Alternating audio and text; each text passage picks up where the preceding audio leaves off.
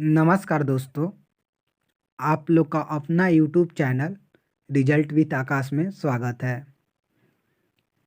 जैसा कि आप लोग जानते हैं दोस्तों कि आप लोगों को सी टेट संबंधी डेली एक वीडियो दिया जाता है, जिसमें उन क्वेश्चनों का बात किया जाता है जो प्रश्न या तो पूछ लिए गए हैं या तो पूछे जाने की संभावना है।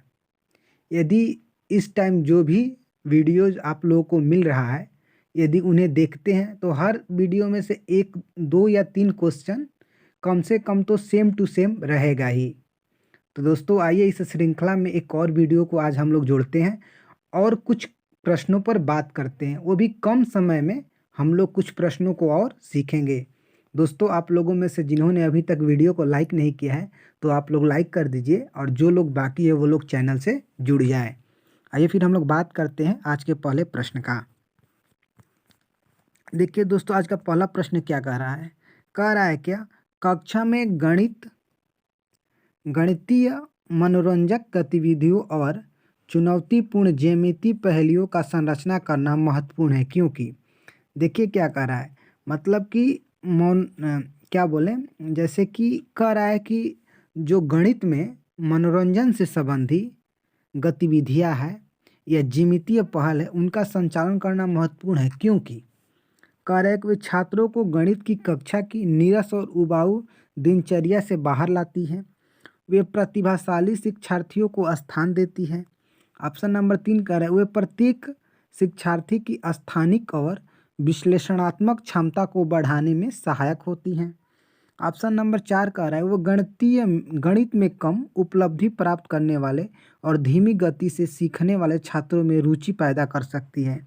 देखिए ये तो बात सही है कि रुचि पैदा कर सकती है, लेकिन देखिए ऑप्शन नंबर 4 से कई गुना अच्छा ऑप्शन नंबर 3 है। ऑप्शन नंबर 1 भी सही है कि वो छात्रों में गणित की कक्षा की नीरस और उबाऊ दिनचर्या से बाहर लाती है। लेकिन देखिए दोस्तों, सी टेट के पेपर में ज़्यादा ऑप्शन आपको सही मिलेगा, लेकिन हम लोग को वैज्ञानिक शब्द वाला ऑप्शन चुनना होता है। तो ऑप्शन नंबर 3 को आप पढ़िए, क्या कह रहा है? कह रहा है क्या, वे प्रत्येक शिक्षार्थी की स्थानिक स्थानिक मतलब क्या, वो जहाँ पर रहते हैं, जिस परिवेश में रहते हैं, जिस वातावरण में रहते हैं, और विश्लेषणात्मक यानी कि आलोचना करने की, आलोचना कर लीजिए ना, तो जैसे मतलब कि अन्वेषण करने की, यानी कि अपसारी थिंकिंग की, यानी कि कर लीजिए तो डाइवर्जेंट थिंकिंग की क्या होगी, क्षमता बढ़ती है। यानी कि ऑप्शन नंबर 3 हमारा सही उत्तर हो जाएगा। आइए फिर हम लोग दूसरे प्रश्न को देखते हैं। कह रहा है क्या, बच्चे को शाब्दिक या अशाब्दिक दंड देने का परिणाम निम्नलिखित में से किस रूप में प्राप्त हो सकता है? देखिए जैसे बच्चे को मान लीजिए आप शाब्दिक दंड दे रहे हैं या अशाब्दिक दंड दे रहे हैं, तो उसका प्रभाव क्या हो सकता है, यह हम लोग से पूछा है। कह रहा है पहला ऑप्शन क्या, बच्चों की छवि की रक्षा करना, उनके स्कोर में सुधार, उनकी आत्म अवधारणा को ठेस पहुंचाना, उन्हें काम करने के लिए प्रेरित करना। देखिए दंड कभी भी कार्य करने के प्रेरित के लिए नहीं दिया जाता है, न कि स्कोर सुधरेगा दंड देने से, बल्कि क्या होगा, बल्कि उनकी आत्म अवधारणा को ठेस पहुंचाना पहुंचाना यानी कि जैसे उन लोग का जो अंदर से आत्म अवधारणा है, यदि आप मतलब कि जैसे शाब्दिक दंड देते हैं या अशाब्दिक दंड देते हैं तो उसको ठेस पहुंचेगा। यानी कि ऑप्शन नंबर 3 हम लोग का सही उत्तर हो जाएगा। आइए फिर हम लोग आगे बात करते हैं। देखिए अगला प्रश्न क्या दिया है। कह रहा है क्या, एक शिक्षक ने यह गौर किया कि पुष्पा स्वयं किसी समस्या का हल नहीं कर सकती है, हालांकि वह वयस्क की उपस्थिति या सहकर्मी मार्गदर्शन में ऐसा कर सकती है। इस मार्गदर्शन को क्या कहा जाता है? देखिए जैसे पुष्पा है जो, वह स्वयं से कार्य नहीं कर सकती है। जैसे मान लीजिए कि आप टीचर हैं, कोई आपका स्टूडेंट है या बालक है, वो खुद कार्य नहीं करता है, लेकिन आप उपस्थित रहते हैं, आप थोड़ा सा सहयोग करते हैं तो वह कार्य को पूरा कर लेता है। तो आप समझ गए होंगे कि ये किसके सिद्धांत है। जब भी सहयोग की बात करता है तो हम लोग वाइगोत्स्की साहब पर जाते हैं। अब वाइगोत्स्की साहब पर हम लोग इतना जानते हैं कि ये सामाजिक संस्कृति के, सामाजिक संज्ञानात्मक के, सामाजिक भाषा विमर्श के सिद्धांत दिए हैं। ये रूस के मनोवैज्ञानिक हैं। इन्होंने समीपस्थ विकास का क्षेत्र का सिद्धांत दिया है, इसका फोल्डिंग शब्द दिया है, सहयोग वार्ता पार ढांचा जिसे कहते हैं। समीपस्थ विकास का क्षेत्र का क्या है, जहाँ पर बच्चा कार्य करते रुक जाता है और रुके हुए क्षेत्र को पूरा करना है, इसका फोल्डिंग कहलाता है। तो आइए देखिए, पुष्पा है जो अब मतलब खुद कार्य नहीं कर रही है, लेकिन जैसे ही किसी टीचर या अध्यापक की उपस्थिति रह रही है तो कार्य को पूरा कर ले रही है। इसका मतलब है क्या, ऑप्शन नंबर ए क्या कह रहा है, वो पूर्व संक्रियात्मक सोच, समीपस्थ विकास का क्षेत्र, मचान, आधारभूत सहायता, पार्श्वीकरण। तो देखिए यह क्या है, तो यह मचान है यानी कि पाड़ है, यानी कि इसका फोल्डिंग है। यह क्या है, आधारभूत सहायता है। तो हम लोग ऑप्शन नंबर 3 इसका सही उत्तर हो जाएगा। आइए फिर हम लोग आगे बात करते हैं। देखिए अगला प्रश्न क्या दिया है, कह रहा है क्या, आउट ऑफ द बॉक्स चिंतन का संबंध किससे है। देखिए आउट ऑफ द बॉक्स का है, औपचारिक का है, मुक्त अंत वाले प्रश्न का है, या खुली उत्तर वाले प्रश्न का है। तो सब क्या होता है, सब हम लोग का क्या होता है, तो हम लोग का डाइवर्जेंट थिंकिंग यानी औपचारिक चिंतन है। अब यह क्या होता है, इसको बिल्कुल आप बेसिक समझिए। कोई भी प्रश्न डालिए, अगर आप 100 लोगों से प्रश्न करते हैं और उसका उत्तर एक से ज़्यादा आने की चांसेज है, तो समझ जाइए कि वो अपसारी है। जैसे मैं कई बार बताया हूँ कि मान लीजिए आपसे कहा जाए कि 40 किन दो संख्याओं के गुणा से आएगा, तो आप क्या कहेंगे। यह आप उत्तर किसी अपने कक्षा में पूछ दिए, तो कोई बालक कहेगा कि सर हम 20 में 2 से गुणा कर कर 40 लाएंगे, कोई कहेगा कि सर हम 8 में 5 से गुणा कर कर 40 लाएंगे, कोई कहेगा कि सर हम 10 में 4 से गुणा कर कर 40 लाएंगे। तो यह क्या है, यह डाइवर्जेंट है, मतलब कि इसके उत्तर विविध हो सकते हैं। यह क्या है, तो यह अपसारी है। यह क्या है, तो आउट ऑफ द बॉक्स है, मतलब कि इसको बॉक्स में नहीं रखा जा सकता है। एक उत्तर नहीं है कि इसको बंद कर देंगे, बल्कि यह ओपन उत्तर है। ठीक है, वैसे ही पूछ दिया जाए कि 5 और 4 के गुणा करके कितना आएगा, तो कोई कहेगा कि 5 और 4 में गुणा करेंगे तो एक ही आएगा आंसर, तो यह मुक्त हो जाएगा। मतलब कि मुक्त नहीं, यह बंद हो जाएगा, मतलब कि यह क्या हो जाएगा, तो अभिसारी हो जाएगा। यानी आउट ऑफ द बॉक्स चिंतन का संबंध किससे है, तो अपसारी चिंतन से, यानी कि ऑप्शन नंबर 2 इसका सही उत्तर हो जाएगा। आइए फिर हम लोग अगला क्वेश्चन देखते हैं। देखिए आगे क्या कह रहा है, कह रहा है क्या, बच्चों के अधिगम की सुविधा के लिए शिक्षकों को एक अच्छा कक्षा वातावरण बनाने की आवश्यकता है। ऐसा अधिगम वातावरण बनाने के लिए दिए गए कथन में से कौन सा सत्य नहीं है। अब देखिए, जैसे टीचर को एक ठीक ठाक मतलब कि परिवेश बनाना है, जहाँ बच्चों पर मतलब कि बच्चों के सीखने का अवसर अच्छे से मिल सके और उनका अधिगम हो सके, तो उसके लिए क्या नहीं चाहिए, शिक्षकों के साथ अनुपालन, बच्चों की स्वीकृति। अब देखिए, जब बच्चा को पढ़ाना है तो बच्चा तो उसमें शामिल होना चाहिए ना। फिर क्या कह रहा है, शिक्षक का सकारात्मक स्वर। अब देखिए, शिक्षक भी वहाँ पर पॉजिटिव होना चाहिए, और बच्चों की प्रयासों की स्वीकृति। देखिए बच्चा जब एक्टिव है तो यह ऑप्शन तो हमारा ऐसे ही सही है। तो हम लोग का कौन, शिक्षक के साथ अनुपालन, यह ऑप्शन हम लोग का क्या हो जाएगा, तो यह ऑप्शन हम लोग का गलत हो जाएगा, यानी कि ऑप्शन नंबर ए इसका सही उत्तर हो जाएगा। आइए फिर कुछ और देखते हैं। देखिए क्या कह रहा है, पियाजे के सिद्धांत के अनुसार निम्नलिखित में से कौन किसी व्यक्ति के संज्ञानात्मक विकास को प्रभावित नहीं करेगा। अब देखिए कह रहा है कि पियाजे के सिद्धांत के अनुसार निम्न में से कौन किसी व्यक्ति के संज्ञानात्मक विकास को प्रभावित नहीं करता है। सामाजिक अनुभव तो करेगा ही, परिपक्वता करेगा ही, गतिविधि करेगा ही, लेकिन भाषा देखिए संज्ञानात्मक विकास को भाषा प्रभावित नहीं करता, यानी कि ऑप्शन नंबर 4 इसका सही उत्तर हो जाएगा। दोस्तों इस प्रश्न को याद रखिए गया, बहुत ही इंपॉर्टेंट प्रश्न है दोस्तों, मतलब कि कई बार पूछ लिया गया है, तो इसे आप याद रखिएगा कई बार, ठीक है ना। आइए फिर हम लोग अगली क्वेश्चन की बात करते हैं, देखते हैं अगला प्रश्न क्या है। दोस्तों यदि आप इस चैनल से जुड़े रहते हैं तो आपको मतलब कि टीचर संबंधी कोई भी वैकेंसी आएगी तो आप लोगों को इससे ज़रूर सपोर्ट मिलेगा। और देखिए इससे जो भी सपोर्ट मिलेगा वह बिल्कुल कम समय में मिलेगा और दम क्रीम चीज़ें मिलेगी, मतलब दूध की बात ना कर डायरेक्ट यहाँ पर पनीर की बात किया जाता है दोस्तों।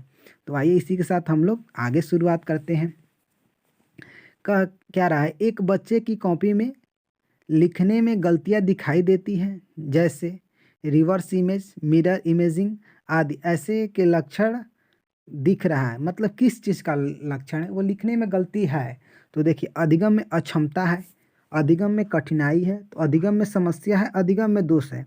तो हम लोग क्या जानते हैं, यह क्या है, तो यह लर्निंग डिसऑर्डर है, यानी कि अधिगम में अक्षमता है, यानी कि ऑप्शन नंबर ए हमारा सही उत्तर हो जाएगा। ठीक है, आइए फिर कुछ और देखते हैं।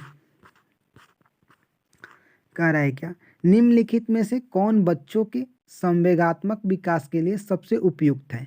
अब बताइए, संवेग के विकास के लिए सबसे ज़्यादा उपयुक्त क्या है। शिक्षक की कोई भागीदारी नहीं, क्योंकि यह माता पिता का कार्य है। देखिए, जब शिक्षक का कोई भागीदारी नहीं, यह बिल्कुल गलत है। कक्षा का नियंत्रित वातावरण, देखिए अब बच्चे को आप नियंत्रित मत करिए, कंट्रोल मत करिए। कक्षा का सत्तावादी वातावरण, सत्यावादी मतलब कि जैसे कि वहाँ पर टीचर भी हो, किसी सत्य की बात करता हो, या किसी बच्चे की किसी मतलब कि जात पात के लेकर बात करता हो, तो ये सब नहीं चाहिए। कक्षा का लोकतांत्रिक वातावरण, हाँ लोकतांत्रिक, सबका विकास सबका साथ, तो हम लोग ऑप्शन नंबर डी इसका सही उत्तर हो जाएगा। दोस्तों ये भी एक अच्छा क्वेश्चन है, क्योंकि ये भी कई बार पूछा गया है। आइए फिर हम लोग आगे बात करते हैं। देखिए क्या दिया है, कह रहे निम्न में से कौन सा एक उपयुक्त रचनात्मक आकलन का कार्य नहीं है। अब देखिए, रचनात्मक आकलन हो या कोई भी आकलन हो, उसका कार्य कभी भी देखिए क्या क्या नहीं होता है, बच्चों की तुलना करना, बच्चों को पास करना, बच्चों को ग्रेड देना, बच्चों को सर्टिफिकेट देना, ये सब किसी मूल्यांकन का उद्देश्य नहीं होता है। परियोजना होता है, अवलोकन भी होता है क्योंकि ऑब्जर्व किया जाता है, मुक्त अंत प्रश्न भी होता है, लेकिन छात्रों की रैंकिंग नहीं होती है। तो नहीं वाले पूछा है, तो हम लोग का उत्तर क्या हो जाएगा, ऑप्शन नंबर 3 इसका सही उत्तर हो जाएगा। ये फिर कुछ और हम लोग बात करते हैं। नीचे लड़कों और लड़कियों के संदर्भ में कुछ कथन दिए गए, आपके अनुसार इनमें से कौन सा सत्य है। दोस्तों ये भी प्रश्न बहुत अच्छा प्रश्न है, मतलब कह रहा है कि लड़कों और लड़कियों के बारे में कुछ दिया गया है और इसमें से पूछा है कि कौन सा कथन सत्य है। लड़कों के घर के बाहर की गतिविधियों में मदद करनी चाहिए, लड़कों को घर के काम में मदद करनी चाहिए, सभी लड़कों को विज्ञान और लड़कियों को गृह विज्ञान पढ़ाया जाना चाहिए, लड़कियों को घर के कामों में मदद करनी चाहिए। अब देखिए, लड़कियों को तो घर के कामों में मदद करना चाहिए, तो ऐसा समाज में जो लैंगिक रूढ़िवादिता है, ऐसा तो है, कहा जाता है कि लड़कियां घर में काम करें, तो यह हमारा उत्तर कभी नहीं हो सकता। क्यों, क्योंकि इसमें लैंगिक रूढ़िवादिता छुपा हुआ है। ऑप्शन नंबर 4 नहीं होगा। अब ऑप्शन नंबर 3 देखिए, इसमें भी कंपेयर कर रहा है, क्या कर रहा है कि लड़कों को विज्ञान और लड़कियों को गृह विज्ञान, तो ये भी नहीं होगा। लड़कों को घर के बाहर गतिविधियों में मदद करनी चाहिए। अब देखिए, लड़कों को तो भाई ऐसे भी आदमी कहता है घर के बाहर कार्य करिए, यानी कि लैंगिक रूढ़िवादिता इसमें भी है। अब इसमें देखिए, लड़कों को घर के कामों में मदद करना चाहिए, यह सही है। क्यों, क्योंकि देखिए घर के कामों में लड़कियों की मदद समाज कहता है, लेकिन लड़के भी करने आते हैं, यानी कि यहाँ पर लैंगिक रूढ़िवादिता नहीं है। तो यही ऑप्शन पूछा है कि आपके अनुसार कौन सा सही है, तो लड़के को घर के कामों में मदद करनी चाहिए, यानी कि ऑप्शन नंबर 2 इसका सही उत्तर हो जाएगा। दोस्तों इस प्रश्न को आप अच्छे से देखिएगा। ये फिर हम लोग आगे बात करते हैं। देखिए कुछ और प्रश्नों को सोचते हैं। नई सूचनाओं को मौजूदा योजनाओं में व्यवस्थित करना के रूप में जाना जाता है। जब देखिए कोई पहले से आपके पास जानकारी है, उसमें किसी जानकारी को जोड़ते हैं तो वो संयोजन होता है, मतलब कि एडजस्टमेंट होता है। और दोस्तों संयोजन पर आप लोगों को एक वीडियो मिलेगा, आप चैनल के प्लेलिस्ट में देखिएगा, उसमें यदि आप वहाँ से संयोजन को पढ़ लेते हैं तो कोई भी एग्जाम दीजिएगा, आपको संयोजन से उससे बाहर क्वेश्चन नहीं बनेगा। मतलब संयोजन के सारे चीज़ों को उसमें कंप्लीट किया गया है। अब देखिए नई सूचनाओं में जोड़ना ये क्या कहलाता है, तो ये हम लोग का आत्मसातकरण कहलाता है, यानी कि ऑप्शन नंबर 2 इसका सही उत्तर हो जाएगा। आइए फिर कुछ और बात करते हैं। देखिए क्या कह रहा है, हम सभी अपनी बुद्धि, प्रेरणा, रुचि आदि के संदर्भ में भिन्न है। यह सिद्धांत को संदर्भित करता है। कह रहा है कि सभी लोग बुद्धि में, रुचि में और प्रेरणा में भिन्न है, यानी कि देखिए सबके पास बुद्धि डिफरेंट है, किसी के पास ज़्यादा है, किसी के पास कम है। सबकी रुचि अलग अलग, कोई क्रिकेट खेलना पसंद करता है, तो कोई घूमना पसंद करता है, तो कोई पढ़ना पसंद करता है। तो यह सिद्धांत किसको दर्शाता है, बुद्धि के सिद्धांत को, आनुवंशिकता को, पर्यावरण को, व्यक्तिगत विभिन्नता को। तो दोस्तों आप लोग समझ गए कि क्या है यह व्यक्तिगत विभिन्नता है, यानी कि ऑप्शन नंबर 4 इसका सही उत्तर हो जाएगा। आइए फिर कुछ और बात करते हैं। देखिए क्या कह रहा है, निम्नलिखित में से कौन पूर्व बाल्यावस्था की अवधि के दौरान एक समूह में स्वीकार्य भूमिका और व्यवहारों के बारे में जानकारी प्रदान करता है। देखिए क्या निम्नलिखित में से कौन पूर्व बाल्यावस्था की अवधि के दौरान एक समूह में स्वीकार्य भूमिकाएं और व्यवहारों के बारे में जानकारी प्रदान करता है? शिक्षक और साथी, साथी और माता पिता, माता पिता और भाई बहन, भाई बहन और शिक्षक। तो देखिए दोस्तों, पूर्व बाल्यावस्था में समूह स्वीकार्य भूमिका और व्यवहारों के रूप में जानकारी माता पिता और भाई बहन प्रदान करते हैं। तो हम लोग ऑप्शन नंबर 3 इसका सही उत्तर हो जाएगा। दोस्त इस पर भी आप लोग नोट रखिएगा, ठीक है, ये भी एक इम्पॉर्टेंट क्वेश्चन है।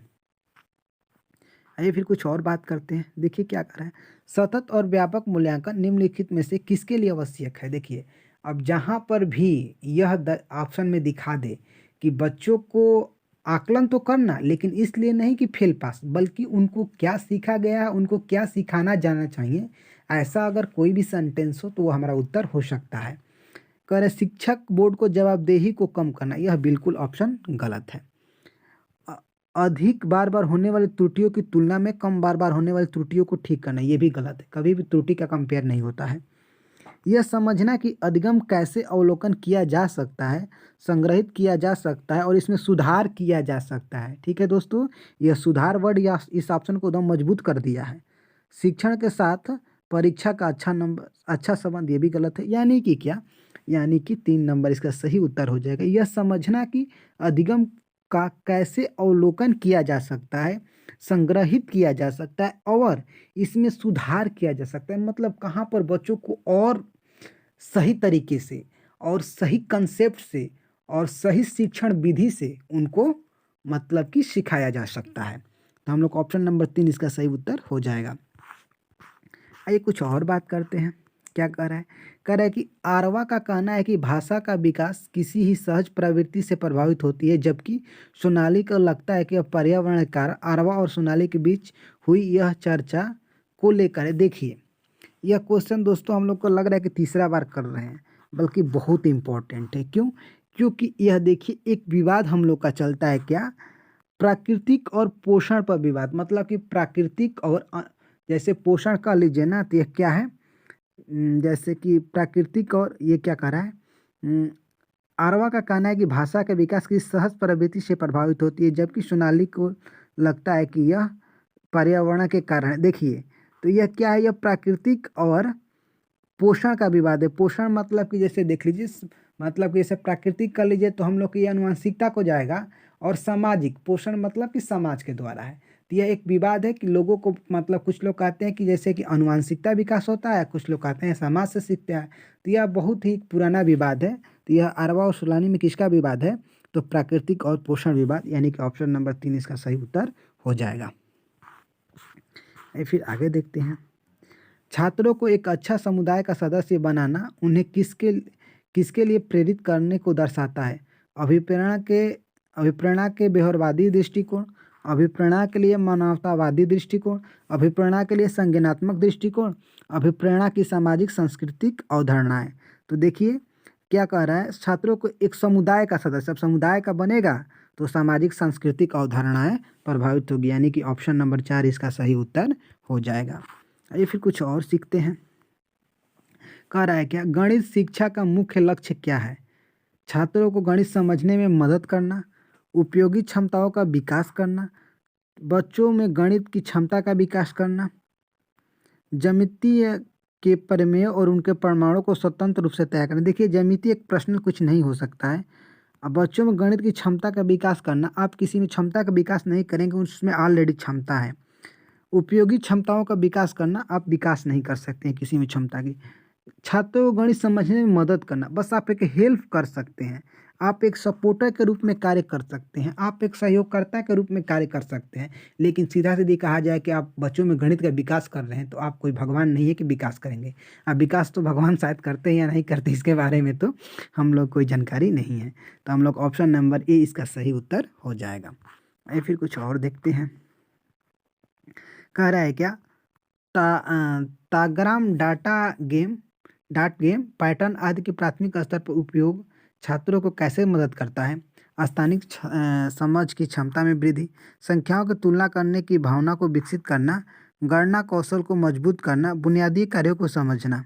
तो देखिए ये डाट गेम है, पैटर्न है, ये सब संख्याओं की पैटर्न आदि के प्राथमिक स्तर पर छात्रों को मदद करते हैं। दोस्तों ये लग रहा है ना कि देखिए, जब डाट गेम, पैटर्न आदि का जब भी प्रयोग होता है तो यह स्थानीय समझ की क्षमता में वृद्धि करने के लिए होता है, न कि संख्याओं की तुलना। देखिए, संख्याओं की समझ को विकसित करता तो समझ में आता, लेकिन तुलना से यह गलत हो जाएगा, यानी कि ऑप्शन नंबर ए हमारा सही उत्तर हो जाएगा। आइए फिर कुछ और देखते हैं। कह रहा है क्या, गणित शिक्षा का मुख्य लक्ष्य क्या है? अब बताइए। गणित छात्रों को गणित समझने में मदद करना, ऑप्शन नंबर है। उपयोगी क्षमताओं का विकास करना, ये तो हम लोग का हो गया है दोस्तों। ये फिर कुछ और देखते हैं। देखिए क्या कर रहा है, एनसीएफ 2005 के अनुसार स्कूलों में गणित पढ़ाने का संकीर्ण उद्देश्य क्या है? संख्या संबंधी कौशल विकसित करना, बीजगणित सिखाना, गणना और माप को पढ़ाना, रैखिक बीजगणित से संबंधित दैनिक जीवन की समस्याओं को पढ़ना। देखिए, अब रैखिक बीजगणित कर दिया तो ये भी गलत है, क्यों? क्योंकि एक चीज़ को चिन्हित कर दिया। गणना और माप को बढ़ाना, ये भी गलत है। बीजगणित सिखाना, ये भी एक हो गया। बल्कि संख्या संबंधी कौशल को विकसित करना, ये एनसीएफ यानी कि नेशनल कैरिकुलम फ्रेमवर्क 2005 हम लोगों को बताता है। तो हम लोग ऑप्शन नंबर ए इसका सही उत्तर हो जाएगा। ये फिर कुछ और देखते हैं। कह रहा है क्या, वह बच्चा जिस चरण में है, जो सांख्यिक संचालन करने में सक्षम है और अंशों की अवधारणा को समझने में सक्षम है, तो है संक्रियात्मक, आकस्मिक, मात्रात्मक विभाजन चरण। तो किस में है? तो वह संक्रियात्मक अवस्था में है। ये भी प्रश्न दोस्तों हम लोग आज दूसरी बार कर रहे हैं, तो ये भी एक इम्पॉर्टेंट क्वेश्चन है। ये फिर कुछ और देखते हैं। दोस्तों हम लोग का सेशन आज कंप्लीट हुआ, और दोस्तों आपके कोई केवीएस पीआरटी के मतलब प्रिपरेशन करने वाले दोस्त मित्र या सहपाठी होंगे, तो आप उन्हें बता सकते हैं कि केवीएस पीआरटी के लिए हिंदी का एमसीक्यू नए पैटर्न पर मतलब हमारी टीम के द्वारा वीडियोस आ रहे हैं। वैसे ही दोस्तों उसका पेडागॉजी का भी आता है और पर्यावरण का भी आता है। तो दोस्तों आप लोग जाते जाते इस वीडियो को लाइक कर दीजिए और चैनल से जुड़ जाइए, और दोस्तों जाते जाते शेयर कर दीजिए। दोस्तों हम लोग मिलेंगे एक और बेहतर क्लास के साथ। तब तक दोस्तों हंसते रहिए, मुस्कुराते रहिए और मज़े में पढ़ते रहिए।